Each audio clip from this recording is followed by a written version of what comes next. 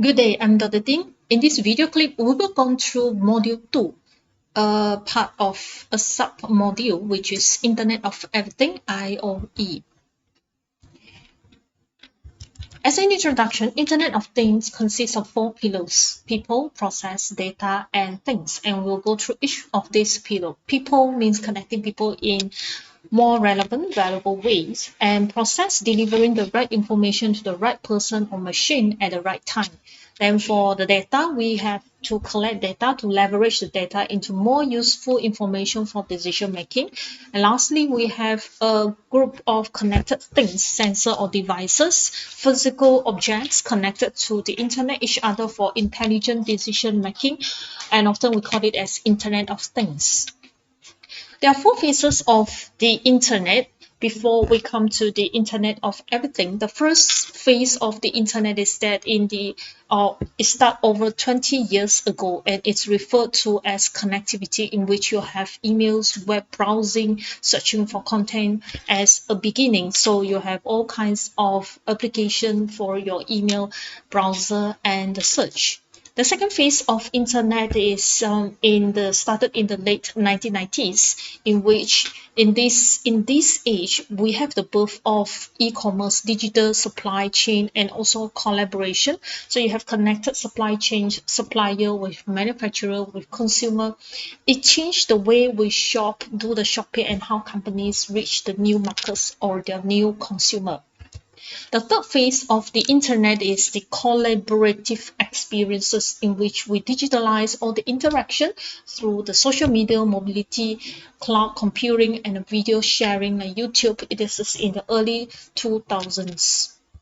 And lastly, in the phase 4 of the internet, we have the Internet of Everything, digitize the world, connecting people, the 4 pillars of people, process, data, and the device together, or are interrelated, and turning the data into information, and then the information into decision-making action that create more capability, richer experiences to the consumer, and unprecedented opportunities to the organization.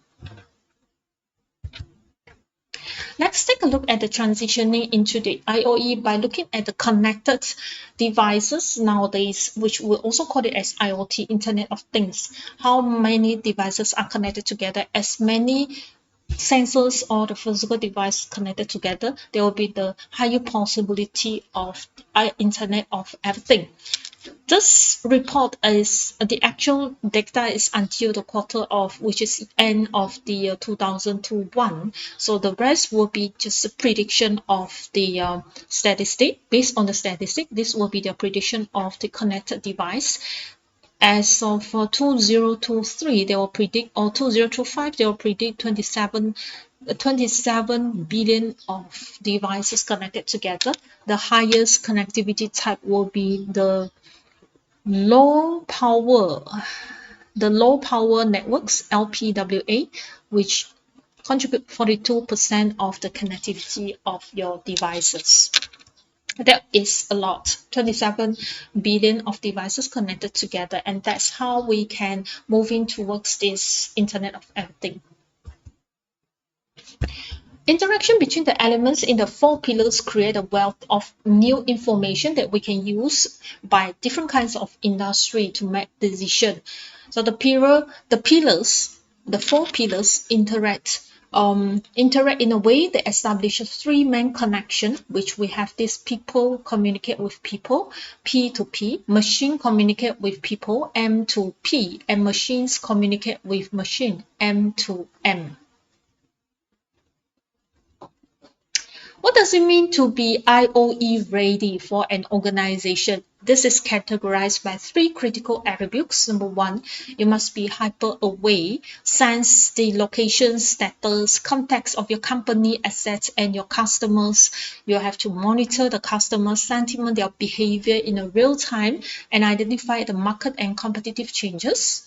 And the next is that to make predictive analytics to predict on your market transition, how your market is changing, and optimize performance of your assets, your process, also the operations. Foresee and proactively address emerging security threats in this process.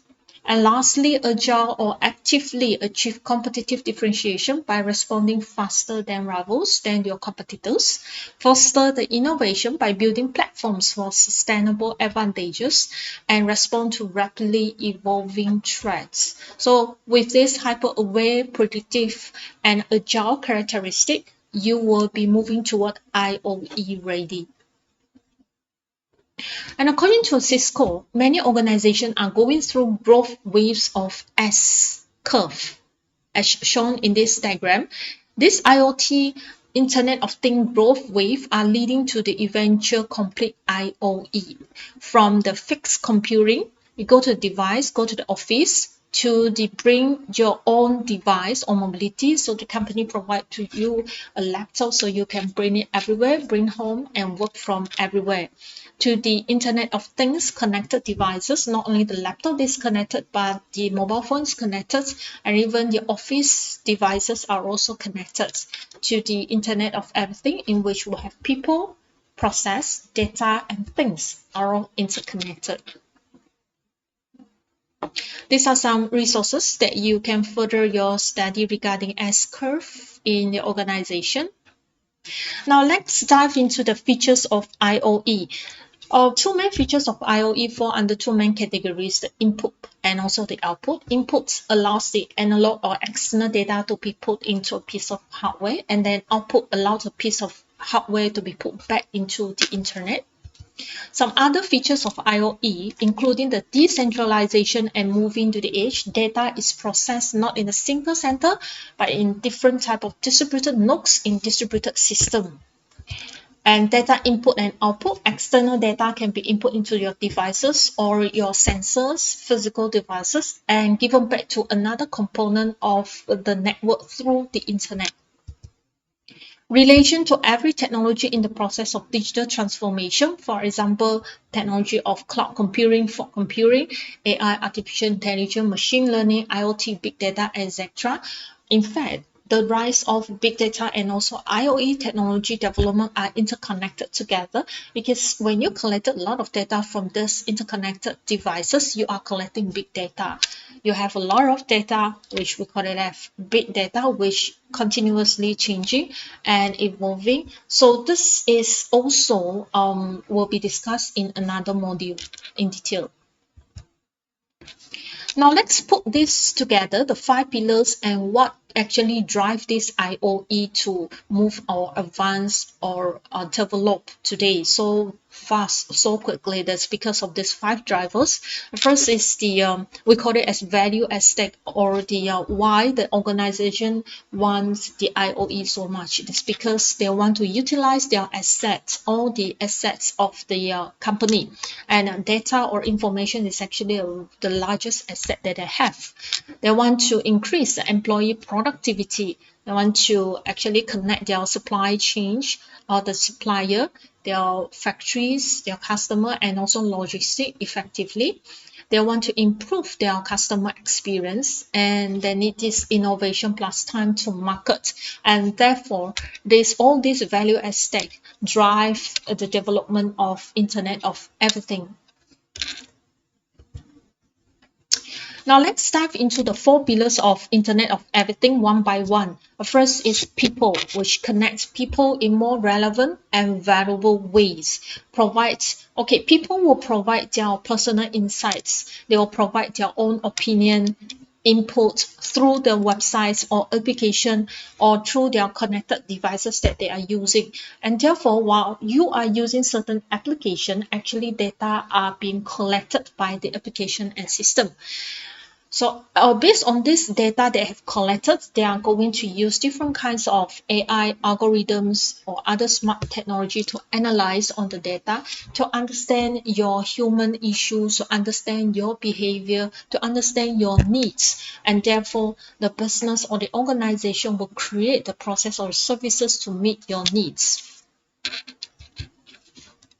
There are 2 different kinds of marketing that can be used, that can use this IoE. The first is target marketing, which is aimed at a specific group of people. Like for example, in a TV show, they have identified a group of people aged 40 to 65 years old with annual household income of 250,000 and more. And they know that this group of people actually they are capable of buying car or high-end cars, and therefore they will project this kind of advertisement, the car advertisement, to this group of people at certain program during this program time. When they watch this program or watch these videos, then this advertisement will pop up.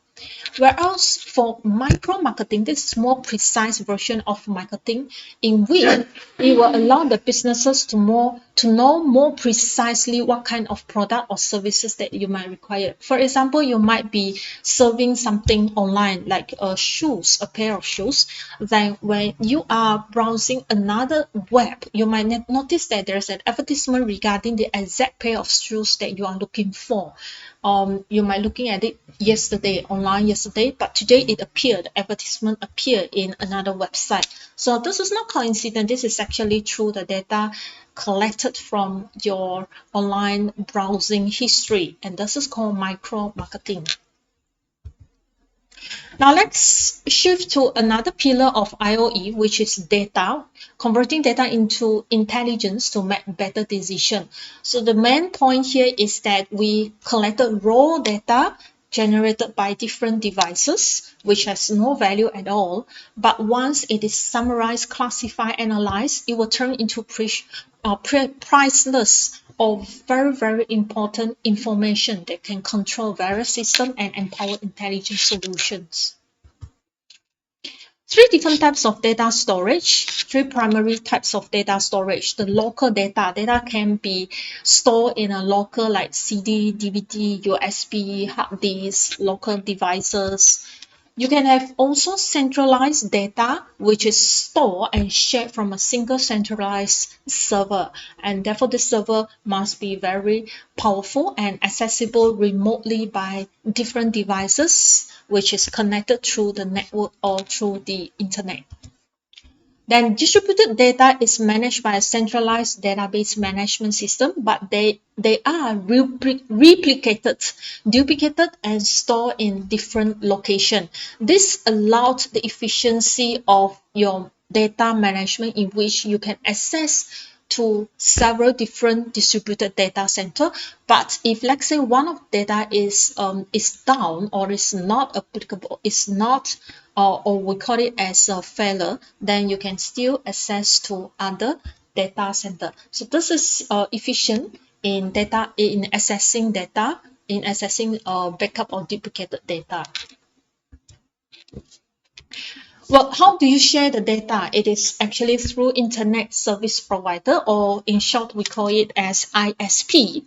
ISP supplies a connection to allow internet access to individuals and businesses.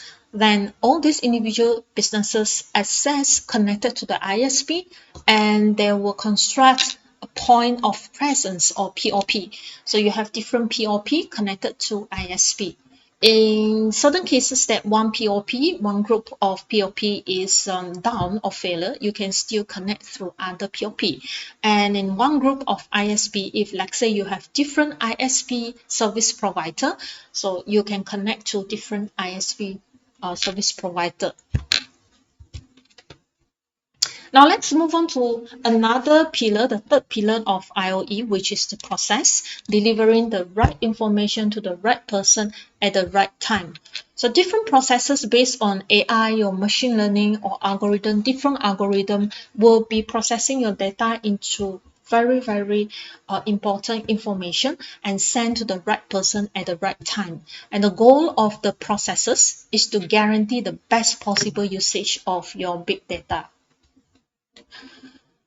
Processes are facilitating interaction between your four pillars of people, the things, and data. So processes are connecting these three together.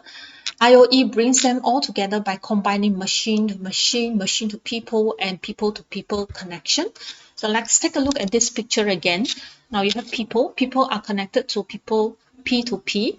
people can be connected to machine through these devices, and the process will be actually linking them together by sending the data from people to the device, and device to device sending to the server, and the server is processing. This will be called as machine to machine, so the process will be handling this again, and the process will also link in the machine to data, because machine will need to link to data and process and analyze, summarize, make some predictive and prescriptive analytics, data to meaning, to convert the data into information and provide a value and action to the meaningful action and meaningful value to the organization. Let's take a look at one case study, property management case study, which make use of processes in the IoE, in which they install 95,000 of sensor and devices, connect to the Cisco network, including the fire alarms, wireless access point, video surveillance camera, temperature sensor, and HVAC. Now, the main purpose of connecting these devices together is to cut energy costs to 21% and another 11% in 2013. Then data from the sensor and devices in the building as well is monitored by building managers via mobile devices. Energy consumption analyzed in real time to increase efficiency, optimize usage. This will create value by providing network connectivity to the tenants. So the tenants of a house will be able to actually view the real-time energy consumption and control their usage efficiently. For mobile employees, they can work with tenants and respond to service requests in a real time via mobile devices, although they did not bring their laptop along. What are the value? Plans to offer integrated unified communication, wireless physical security services to the tenant in a real-time mode. Another example or case study or use case, we'll say use case of process as pillow example. Environmental sensor, let's say you put a lot of sensor in your environment which will detect upcoming rain, and then they are going to convert this information back to the organizational network that manage that area. Then everyone that involved in the network within the impacted time frame is informed of the unexpected weather shifts. Means there will be a heavy rain, then schedules are adjusted automatically. So what kind of schedules that you can adjust? Say for example, the transportation system, they sense this, there will be a rain. So when they sense this, they are going to change the water resistant solution to the road to mitigate the road slickness. And they are going to change the lightning as well. The lightning network is going to update it to turn on appropriate lights for increased visibility. And then for agriculture system, when they receive this from the sensor, receive the data that there will be a heavy rain, then they are going to make real-time adjustment to the water system to optimize irrigation and keep proper soil moisture levels while minimizing the risk of crop destruction due to the overwatering. And therefore, when you connect all these devices together and share the important information throughout the city, the smart city, the whole city will benefit from it. Now let's move on to the last pillar of IoE, which is things, which refer to the physical devices object connected to the internet and connect with each other for intelligent decision making, or we often call it as Internet of Things. Various physical items embedded with sensors and actuators. We call it sensor and also actuator, which will sense from the environmental changes and collect the data from the environmental changes, then generate data and send back through to the server for analysis of the next step of process. Connecting device, there are two ways to connect device, wired and wireless. But nowadays we go for wireless because wired will be very cumbersome, very troublesome to install. So wireless is openly accepted nowadays. For example, Wi-Fi, cellular, Bluetooth, near field communication, and then smartphones will have their own method to connect with each other with different technology nowadays. different things that you can connect: smartphones, tablets, smartwatches, and Google Glass.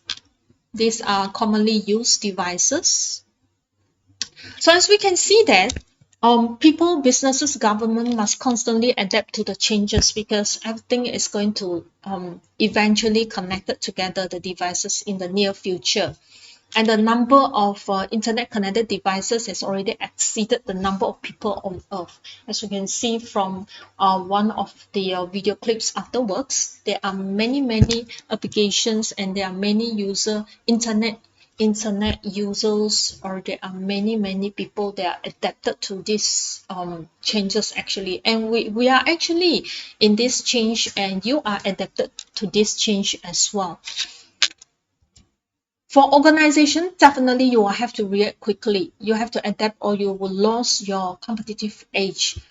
And you will have to quickly adjust to the changing trends in the technology, modify the way you advertise and sell your product, and customize your advertisement in order to not to lose your competitive edge.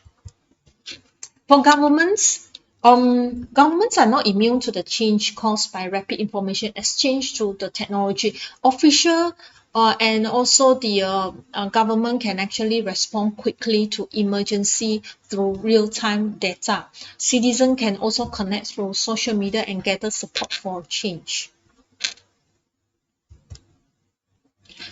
Now let's take a look at this short video clip regarding the Digital 2022 Global Overview Report. Let's take a look at an overview of the top 10 stories that they have discovered from this report regarding the digitalization of, or transformation of the interconnected devices, and also the services that is available, or the digitalization transformation of this world in 2022.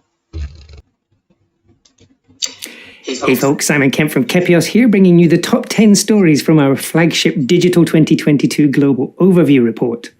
You can read the full report over on datareportal.com, but this video will help you make quick sense of the key headlines in this latest update. Starting in reverse order at number 10, there's plenty of good news for social media platforms in this year's data. YouTube's global ad audience has now passed the 2.5 billion mark, with the video platform's total ad reach increasing by almost 12% over the past year. Instagram has grown even faster, with the company's ad reach data showing year-on-year growth of 21%. And that equates to more than 250 million new users in 2021 and takes Instagram's ad reach to almost 1.5 billion. However, TikTok may be growing even faster still. We only gained access to TikTok data in October, so we still can't report annual growth, but the latest figures do show that the platform's ad audience has grown by more than 7% in just the past 90 days. TikTok ads now reach roughly 885 million users aged 18 and above at a global level, and the company's data also indicate that more than half of all US adults now use TikTok every month.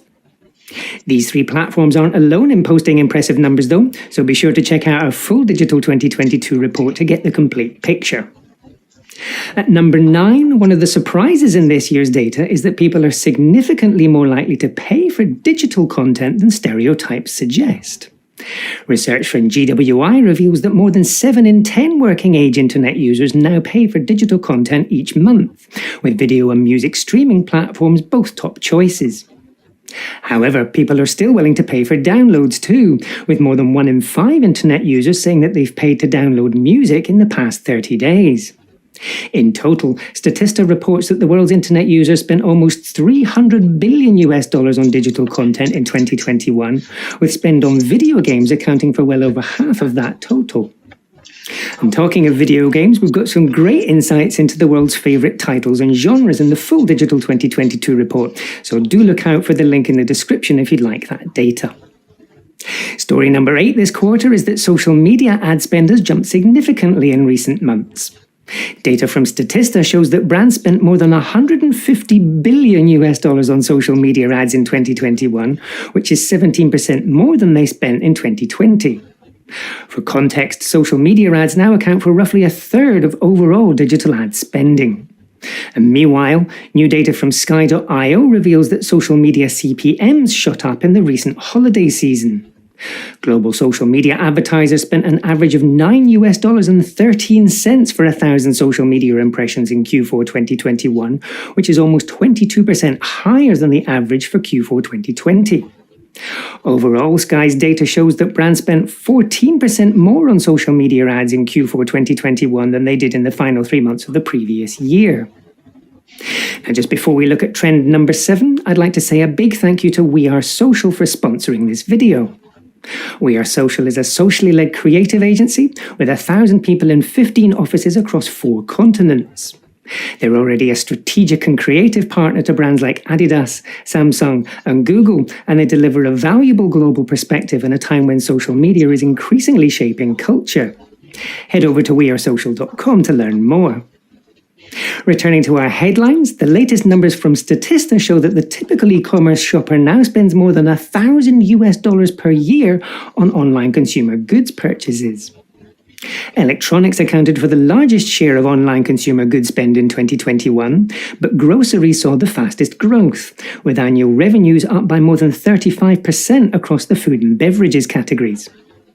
Meanwhile, GWI reports that nearly 30% of working-age internet users now buy groceries online every week, with the total number of online grocery shoppers increasing by roughly 10% in just the past 6 months.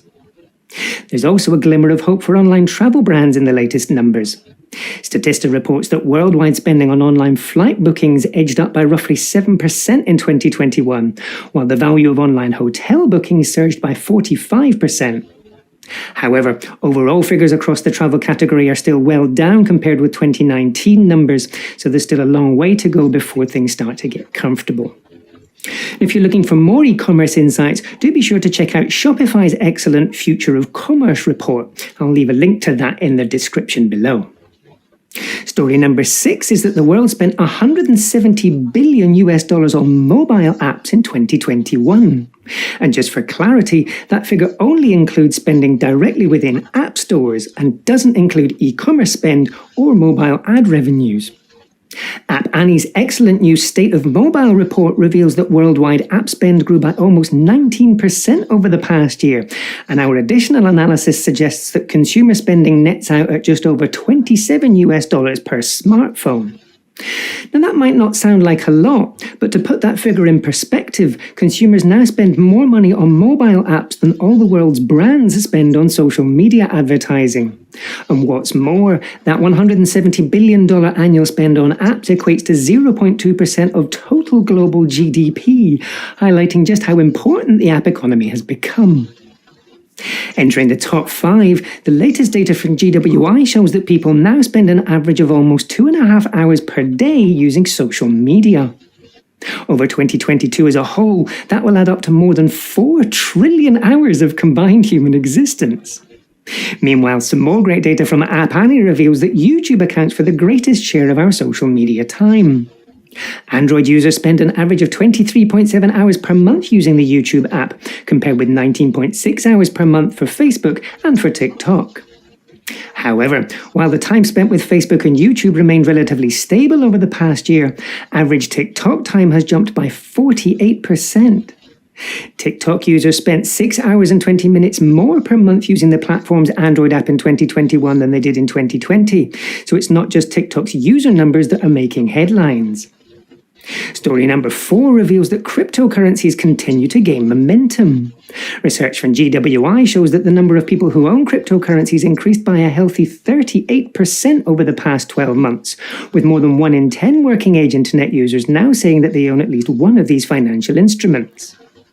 However, crypto is even more popular across developing economies, especially in countries that suffer from large fluctuations in fiat currency exchange rates. For example, in Turkey, where the local lira has lost almost half of its value against the US dollar over the past year, cryptocurrency ownership has almost doubled in the past 12 months, from 10% to 18.6%.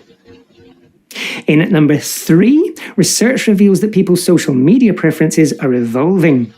Data from GWI shows that Instagram has now overtaken Facebook to claim second spot in the ranking of the world's favourite social media platforms, although the numbers between those two are still pretty close. WhatsApp remains the world's favourite social platform, though, accounting for roughly 1 in 6 votes at a global level. WeChat is the only non-Meta platform to claim more than 10% of the global vote, but it's worth pointing out that a resounding 99% of the platform's votes came from users within mainland China. TikTok only scores 4.3% of the global vote, but the number of people choosing this option has jumped by 71% in just the past 3 months, so it'll be interesting to see how TikTok's rank evolves over the rest of 2022. Our second top story this quarter is that social media users continue to grow faster than they did before the outbreak of the COVID-19 pandemic. Despite a record 500 million new users in 2020, social media users still grew by more than 10% in 2021, taking the worldwide total to 4.62 billion in early 2022. Our analysis shows that social media users have grown by a factor of 3 over the past decade, and with that figure still increasing by more than 13 new users every second, we can expect the global total to reach 60% of the world's population within the next few months. But the top headline in our Digital 2022 report is that the number of people around the world who don't use the internet has just fallen below the 3 billion mark. This momentous milestone means that we're edging ever closer to universal accessibility, although there's still clearly a long way to go before we reach that goal. Our latest analysis reveals that 62.5% of the world's total population now uses the internet, with the global user figure now tantalizingly close to 5 billion.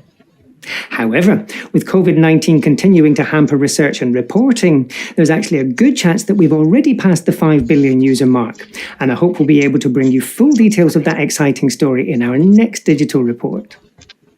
And that's all for this Top 10 Headlines video, but the themes that I've covered today have barely scratched the surface of our Digital 2022 reports, so do check the description to find links to the full report and my in-depth analysis. If you've got any questions about the data that I've covered today and what these numbers might mean for you, please feel free to pop those in the comments or send me them on LinkedIn or Twitter, where you'll find me as Eskimon.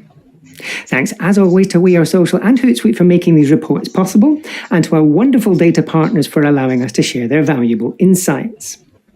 And thanks to you for joining me today too. Remember to subscribe, and I'll see you again in our next video.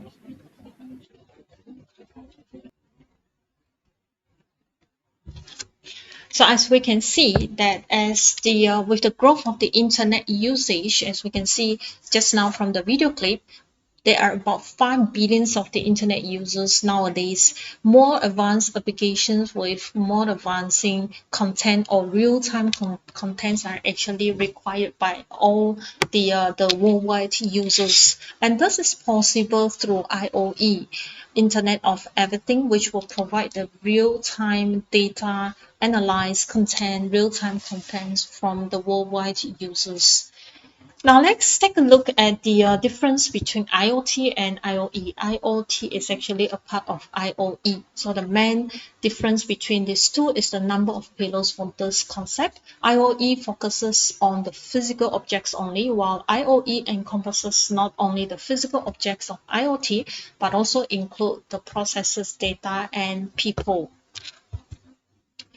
Let's take a look in detail. IoT, there are 4 key components, which are sensors or devices, the communication to transfer the data from the device to other device, the storage of the data collected, and also the application to provide intended services. So IoT is superset of machine to machine only. Devices in IoT requires an active internet. And then IoE, the 4 core key components or the 4 pillars will be people, things, data, and process. And IoE is the superset of IoT. IoE is a network connection of people, data, process, and things.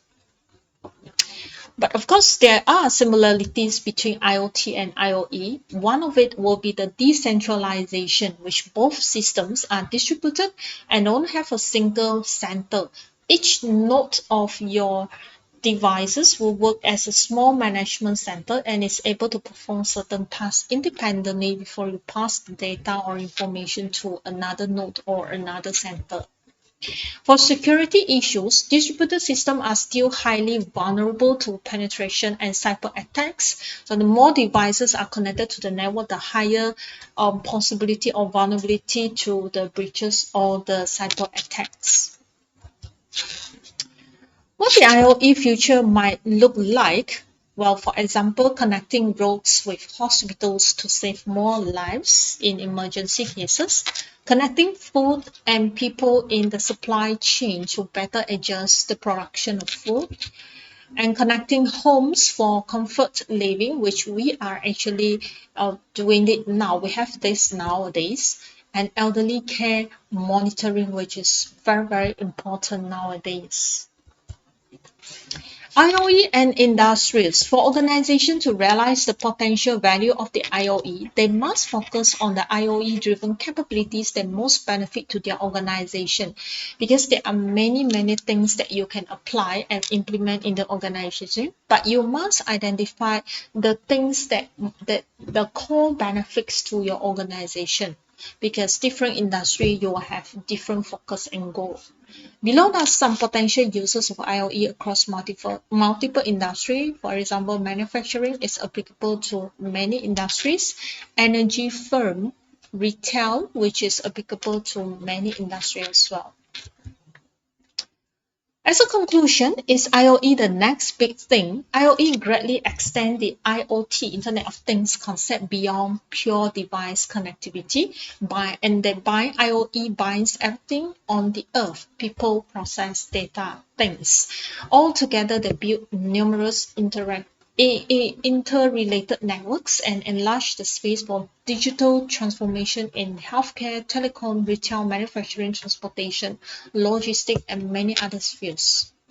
It is not yet possible to say exactly if IoE will become the next big thing, but projections for the future are promising. Apart from the benefit listed in the use cases above, IoE is set to enhance asset and employee productivity, factory automation, and time to market, among other aspects. And that's all for this module, Internet of Everything. I will see you again in the next module.